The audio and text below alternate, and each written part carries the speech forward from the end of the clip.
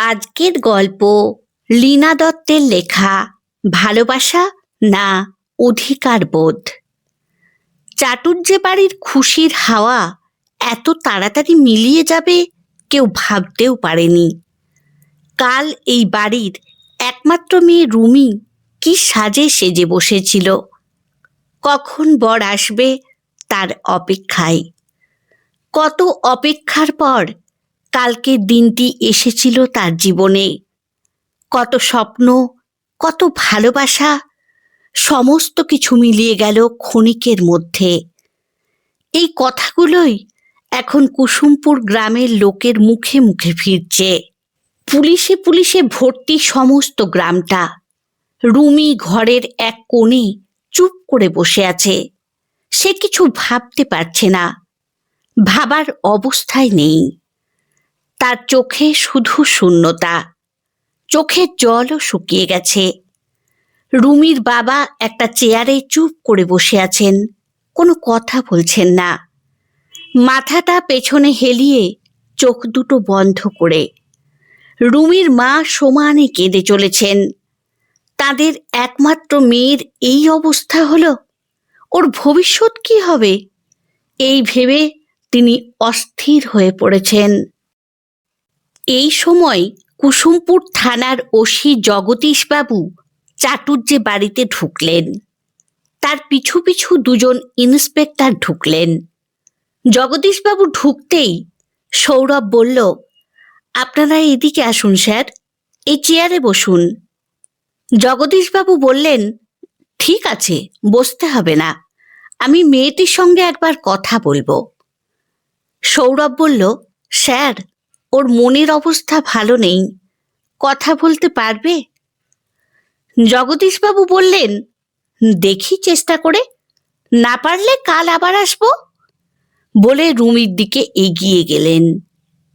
মা, তোমার মনের অবস্থা আমি জানি। তোমার বয়সী একটি মেয়ে আমারও আছে। তোমার বাবা মায়ের অবস্থাও বুঝতে পারছি, কিন্তু তোমাদের এই পরিস্থিতির জন্য যারা দায়ী তাদের তো খুঁজে বার করতে হবে। তোমাকে কিছু প্রশ্নের উত্তর দিতে হবে মা। রুমি কোনো উত্তর দিল না, চুপ করে বসে রইল। জগদীশবাবু আবার জিজ্ঞেস করলেন, তুমি কি তাদের মধ্যে কাউকে চিনতে পেরেছ? রুমি ঘাড় নাড়ল, বলল, না, সকলের মুখে কালো কাপড় বাঁধা ছিল। তোমার কি কাউকে সন্দেহ হয়? রুমি উত্তর দিল, না। জগদীশবাবু বললেন, ঠিক আছে, এই পর্যন্তই, কাল আবার আসবো, বলে বেরিয়ে গেলেন। সুব্রত সবাইকে বাড়ি যেতে হাত জোর করে অনুরোধ করল, বলল, ওদের এবার একটু একা থাকতে দিন। সকলে বেরিয়ে গেল। সুব্রত রুমির বাবার কাছে এসে বলল, কাকা বাবু, আপনি ঘরে গিয়ে একটু শুয়ে পড়ুন, অসুস্থ হয়ে পড়বেন। তারপর রুমিকে বলল, ওঠ, এবার ঘরে যা। রুমির বান্ধবীদের বলল, যা, ওকে নিয়ে ঘরে যা। তারপর রুমির মায়ের দিকে ঘুরে বলল, কাকিমা, আপনি এবার উঠুন, প্রেসারের ওষুধটা খান, না হলে অসুস্থ হয়ে পড়বেন। আপনারা অসুস্থ হয়ে গেলে রুমিকে কে দেখবে? রুমির মাসি বললেন, ভাগ্যে তুমি ছিলে সুব্রত, না হলে এই বিপদের দিনে কে এইভাবে আগলে রাখতো সবাইকে? সুব্রত বলল, ছি ছি মাসিমা, এই কি বলছেন, এটা তো আমার কর্তব্য। রুমির মা বললেন, না বাবা, তুমি আজ যা করলে তার ঋণ আমরা কোনো দিন শোধ করতে পারবো না। বাড়ি থেকে একে একে সকলে বিদায় নিল। বাড়ি ফাঁকা হয়ে গেল। কাল এই সময় আত্মীয় স্বজনে বাড়ি গম গম করছিল। সানাইয়ের আওয়াজ, ফুলের গন্ধ, খাবারের সুগন্ধ, চারিদিকে সাজো সাজো রব। কোথা থেকে কি হয়ে গেল? এখন শুধু চারিদিকে শূন্যতা আর অন্ধকার। সবাই চলে গেলেও রুমির প্রিয় বন্ধু পামেলা রয়ে গিয়েছিল। রুমিকে এই অবস্থায় ফেলে সে যেতে পারেনি। তার মাও বলেছেন, এখন রুমির কাছাকাছি থাকবি, মেয়েটার মনের অবস্থা ভালো নয়, এই সময় বন্ধুর পাশে থাকবি না তো কখন থাকবি? তাই পামেলাও থেকে গেছে। পামেলা এসে রুমির পাশে বসল। আস্তে করে রুমির হাতে হাত রেখে বলল, এবার একটু কিছু খা, কালকে থেকে উপোস করে আছিস, কিচ্ছু খাসনি, এবার তো অসুস্থ হয়ে পড়বি। সারা দিনে এত ঘটনা ঘটার পর এই প্রথম রুমি কান্নায় ভেঙে পড়ল। পামেলার হাত দুটো ধরে কাঁদতে কাঁদতে বলল, আমি কি পাপ করেছি রে? আমার সাথে এমনটা কেন হলো? কত স্বপ্ন, কত আশা, কত ভালোবাসা নিয়ে বসেছিলাম, কত ঝামেলার পর সম্রাটের সঙ্গে বিয়েতে রাজি হয়েছিল বাড়ি। আমি ভাবলাম এবার সব ঠিক হয়ে যাবে, কোথা থেকে কি হয়ে গেল? আমার সমস্ত স্বপ্ন ভেঙে চুরমার হয়ে গেল। কাল কি সুন্দর লাগছিল সম্রাটকে বর বেশে, কত খুশি ছিলাম। আজ আমার শ্বশুর বাড়ি যাওয়ার কথা ছিল, নিজের স্বামীর বাড়ি, যাওয়া আমার হলো না রে। পামেলা বলল, চুপ কর, এই ওষুধটা খেয়ে ঘুমিয়ে যা। ঘুম আমার আসবে না রে, তোর সমস্ত জীবনটা সামনে পড়ে আছে রুমি, তুই যদি এমন করিস কাকু কাকিমাকে কে দেখবে? এই বয়সে এই ধাক্কা ওরা সামলাবে কি করে? রুমি বলল, জানি না, আমি আর কিছু ভাবতে পারছি না। তুই বাড়ি যা পামেলা, তোরও খুব ধকল গেছে, বাড়ি গিয়ে রেস্ট নে। পামেলা বলল, যাব, একটু শো তো, বলে ওকে জোর করে শুইয়ে দিল। একটু বাদে পামেলা দেখল ডাক্তার কাকার দেওয়া ঘুমের ওষুধটা কাজ করেছে। রুমি ঘুমিয়ে পড়েছে। আস্তে আস্তে সে বাইরে ব্যালকনির চেয়ারটায় বসল। পামেলা অন্ধকারে আকাশের তারার দিকে তাকিয়ে রইল। সেই ক্লাস 1 থেকে রুমির প্রিয় বন্ধু সে।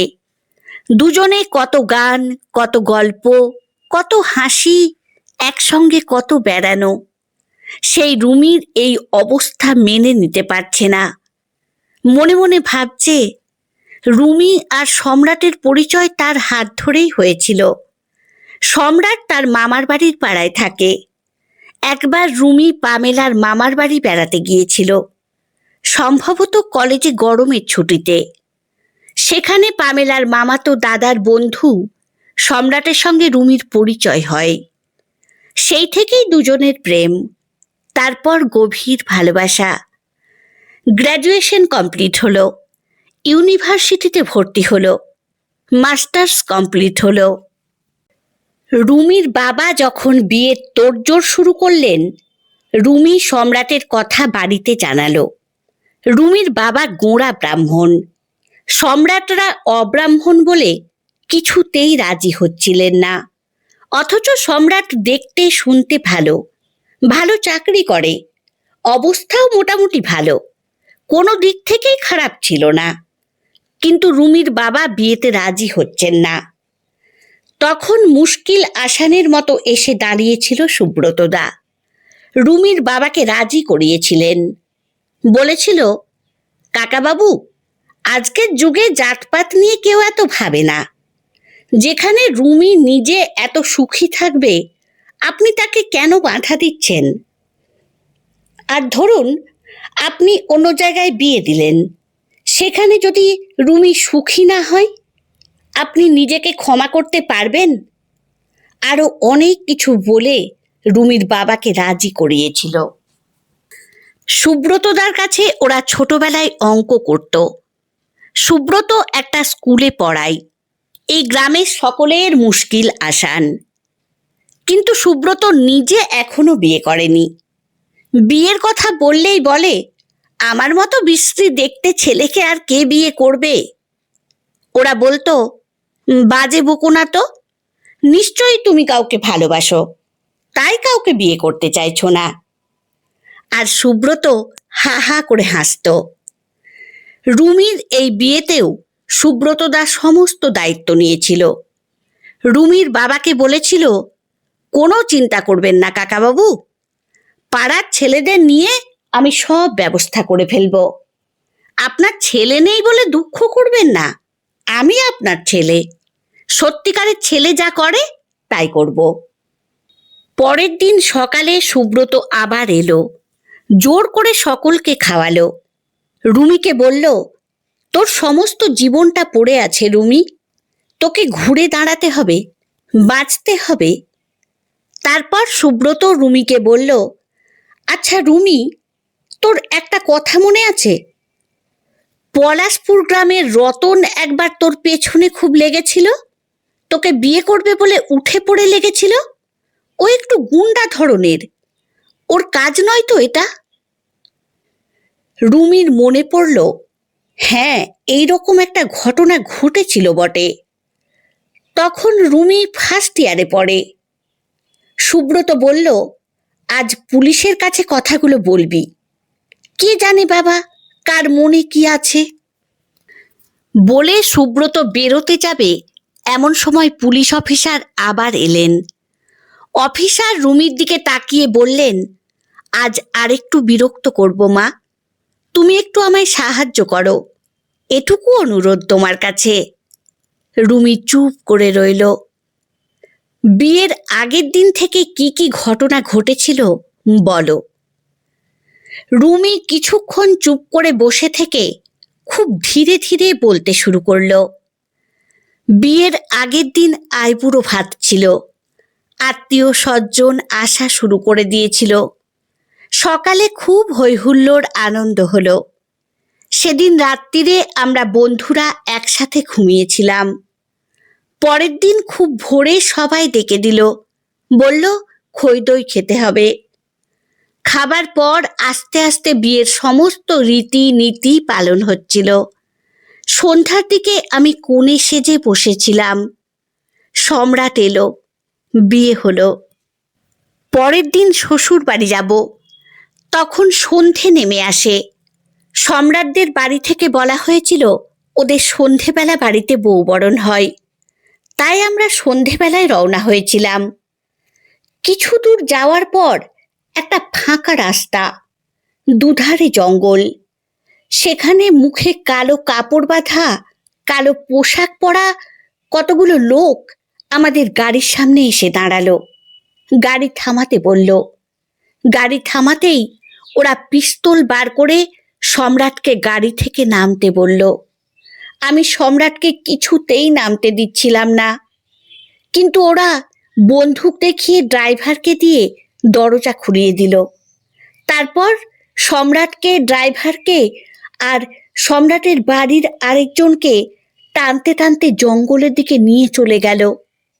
আমি ভয়ে সিটে বসে চিৎকার করছিলাম, কেউ শুনতে পাচ্ছিল না। তারপর কিছুক্ষণ বাদে কতগুলো ছেলে উল্টো দিক থেকে সাইকেলে করে আসছিল। আমাকে ওই অবস্থায় দেখে তারা দাঁড়িয়ে গেল। তারাই আমাকে বাড়িতে নিয়ে আসে। অফিসার বললেন, হ্যাঁ আমরা ওই জঙ্গলে খুঁজতে গিয়ে 3 জনকে পাই। একটু থামলেন। ঘরে নিস্তব্ধতা নেমে এলো। রুমি ডুকরে কেঁদে উঠল। অফিসার জগদীশবাবু বললেন, শান্ত হও মা। তারপর সুব্রতর দিকে ঘুরে বললেন, তুমি কখন খবর পেলে? সুব্রত বলল, যখন সবাই পেয়েছে তখন আমিও পেয়েছি, রাত 10টার পর। কোথায় ছিলে সন্ধে থেকে? বাড়িতে, একটু অসুস্থ ছিলাম, শুয়েছিলাম। অফিসার বললেন, আচ্ছা। বেরোতে গিয়ে পেছন ফিরে জিজ্ঞেস করলেন, তুমি কি মাঝে মাঝে ইনহেলার নাও? সুব্রত বলল, হ্যাঁ, কেন বলুন তো? না, তাই জিজ্ঞেস করলাম। রুমি বলল, একটা কথা বলার ছিল আপনাকে। অফিসার আবার ফিরে এলেন। বলো মা। রুমি তখন রতনের কথাটা পুলিশ অফিসারকে জানালো। পুলিশ অফিসার বললেন, আগে বলবে তো। আচ্ছা, দেখছি, বলে চলে গেলেন। পরদিন খবর পাওয়া গেল রতনকে পুলিশ গ্রেপ্তার করেছে, কিন্তু তার কাছ থেকে কিছুই জানা গেল না। সে বলেছে, কম বয়সে সব করেছিলাম স্যার, তবে খুন আমি কোনোদিন করিনি। এদিকে রুমি বসে বসে ভাবছে, আজ তার ফুলশয্যার রাত হওয়ার কথা ছিল। সব মেয়ের কত আশা, কত স্বপ্ন থাকে এই দিনটাকে ঘিরে। তার জীবনে সব শেষ হয়ে গেল।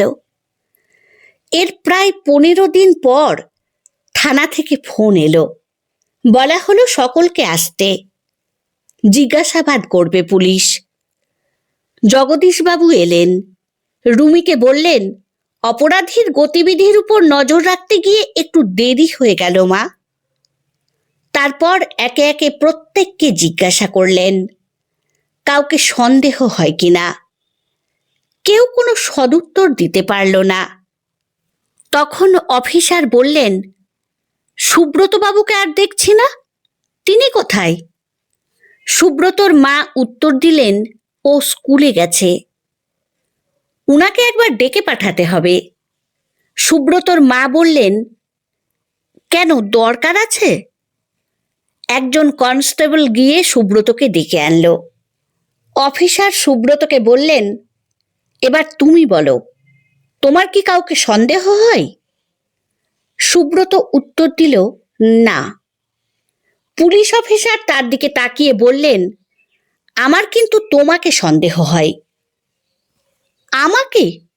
সুব্রত অবাক হয়ে গেল। সকলে একসঙ্গে বলতে থাকলো, এ কি বলছেন স্যার? ওর মতো ছেলে হয় না, সবার বিপদে আপদে ওই তো পাশে থাকে। অফিসার শান্তভাবে বললেন, ওর দুঃখ কষ্টের খোঁজ কি আপনারা রেখেছেন? রাখেননি। যদি রাখতেন তাহলে বুঝতে পারতেন। পুলিশ অফিসার পকেট থেকে একটা ইনহেলারের ঢাকনা বার করে বললেন, এটা আপনার তো? সুব্রত অবাক হয়ে বলল, এটা আপনি কোথায় পেলেন? আরে বলুন, এটা আপনার কিনা? সুব্রত উত্তর দিল, হ্যাঁ। পুলিশ অফিসার এবার বলতে শুরু করলেন, এটা আমি ঘটনার জায়গা থেকে সেদিন রাত্রিরেই কুড়িয়ে পাই। তারপর এই বাড়িতে এসে দেখি উনি হঠাৎ করে পকেট থেকে ইনহেলার বার করে দেখছেন ঢাকনাটা নেই। তখনই আমার সন্দেহ হয়। তারপর ঘটনাস্থল থেকে কিছুটা দূরে রাস্তার উপরে একটা সিম কার্ড খুঁজে পাই। নষ্ট করার চেষ্টা করা হয়েছিল, কিন্তু সময় পাইনি। সিমটি কলকাতায় নিয়ে গিয়ে কল লিস্ট চেক করি। দেখি সিমটি এই গ্রামেরই একজনের, যে কলকাতা থেকে ভাড়াটে খুনি আনিয়েছিল। সুব্রত বলল, আমি এবার আসি, স্কুলে দেরি হয়ে যাচ্ছে। জগদীশবাবু বললেন, এত তাড়া কিসের?